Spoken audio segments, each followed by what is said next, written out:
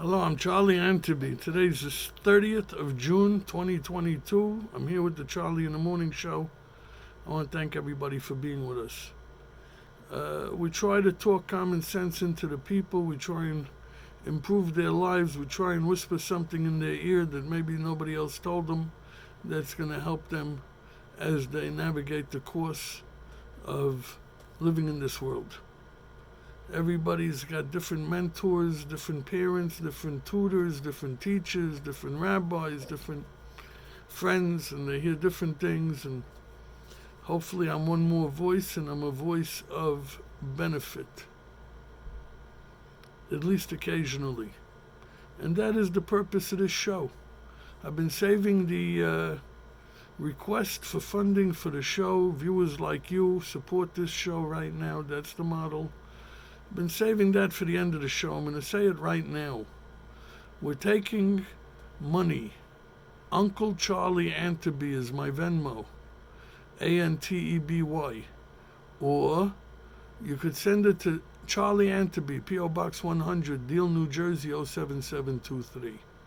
Anything over $18, you get a shout out for somebody's birthday, a loved one, in memory of, in honor of, or something to that effect.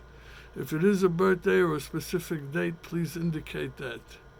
And I'll put it in the book so we could mention it on that day. The show operates Monday through Friday. If we have something going on a Sunday, or I can make it the Friday before, the Monday after. Anything 18 and up is going to get you the shout out. That's the model for right now.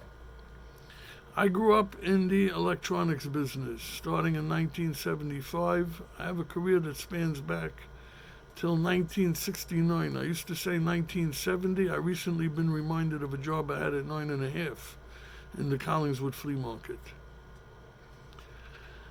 Any event, there was a lot of chaos in those days.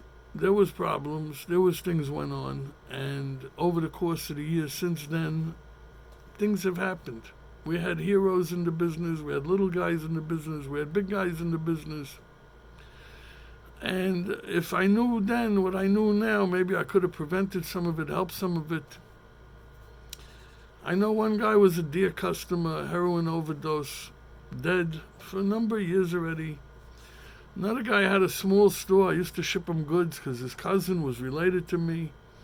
There was a shooting in the basement of the store, some kind of, who knows what. Somebody died in the bottom of the store, in the basement. That was over in the Bronx. Some may remember about it. There was different situations where there was holdups, and people suffered real damage because of those holdups. There was holdups where people got killed. There was a number of people who went to jail. And that's what the topic is about today. Of course, we're not going to mention any names. I'm just going to say that one of everybody's objectives, high up there on the list, as we live our life on this earth, is let's try and stay out of jail. I never been there. I don't know how bad it is, but I know I don't want to go. And my heart is broken for anybody who did have to go, whether they were single, married, left their wife home, didn't have a wife, their girlfriend waited for them. The list adds up. I can't name 200 people, but I could name quite a few people that have been to jail.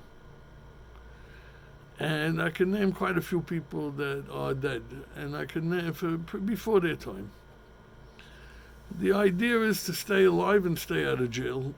And sometimes people don't tell it to you. So my father, he did teach me, hopefully, the right way. And one of the things that he was very against, was buying stolen merchandise. Because he knew that the government did not take that lightly. So if nobody told you, which I think that we're in a situation where nobody told many people that, I'm telling it to you now, do not buy merchandise with questionable sourcing. When we don't know the provenance of that goods, we don't know where it started out from, how it got to you, why the price is so low, you better make sure it comes with an invoice. You better make sure you pay with a check. There's no getting around that. The last thing you want to do is be accused even of dealing in stolen merchandise. And my father was very adamant, don't ever, ever put me in a position where there's a piece of merchandise in this building that I don't have an invoice for. In fact, don't ever put me in a position where there's a piece of merchandise that's mine, with my brand on it, in someone else's premises, and we don't have an invoice to show how it got there. Okay? And I'm telling it to you guys, and girls, and people. You want to mess around? I use the word mess because this is a family show for all ages. You want to mess around, mess around. There's certain things you don't mess around with.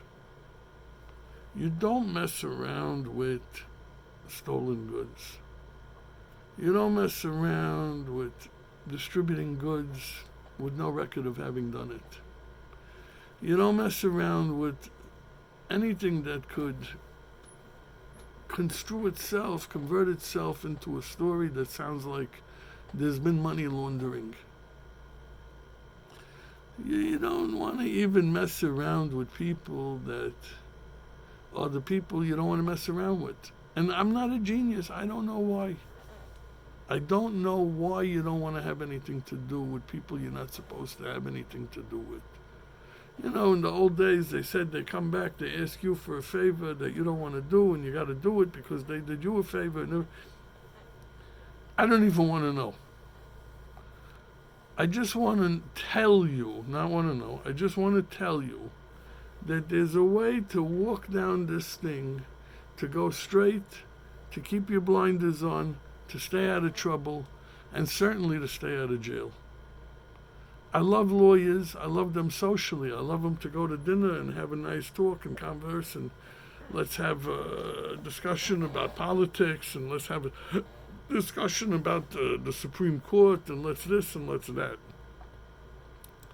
But you never want to have to call one, use one, or get called by one. You never want a letter from one. You never want to have to send a lawyer's letter. If we can, at any cost, we try to avoid divorce, splitting up with partners, litigation, collection. We try and avoid that stuff because it leaves life to be more pleasant and fun and easygoing and this and that.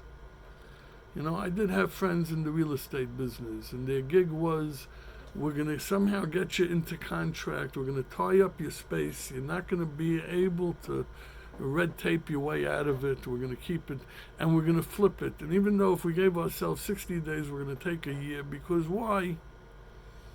Because they didn't care about human beings, and they didn't care about karma, and they didn't care about what they did to a guy's life. They cared about the profit, they cared about getting ahead, and they had the lawyers to help and assist them in doing these things. And that was a turnoff to me. Maybe you made $700 million doing it. Maybe you made $700 billion doing it. If you did it at the expense of causing damage to the other person's soul and to their quality of life, it wasn't worth it. Not by my standards, and I don't respect what you did. But again, let's focus on the point because it's an important one. Stay out of jail. Don't buy stolen goods. Don't deal drugs. Understand that there's consequences in this world for what you do, and that sometimes the consequences are worse than other times. And keep away from the items with the worser consequences. God bless you. I'm Charlie in the Morning. If I helped one person have a different course of their life and stayed out of jail instead of going to jail, this episode was worth it. Send me some money. God bless you.